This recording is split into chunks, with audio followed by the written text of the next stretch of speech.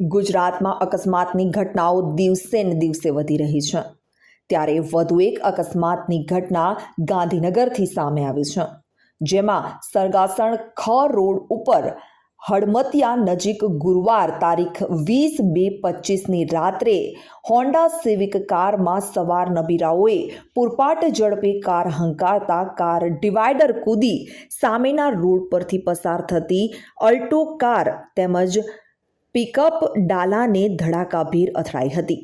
આ ગમખ્વાર અકસ્માતમાં એક નબીરા તેમજ વૃદ્ધાનું મોત થયું છે જ્યારે ગંભીર ઈજાગ્રસ્ત અન્ય 4 લોકોને સારવાર અર્થે દાખલ કરવામાં આવ્યા છે। આ અંગે સેક્ટર 7 પોલીસે ગુનો નોંધી વધુ તપાસ હાથ ધરી છે।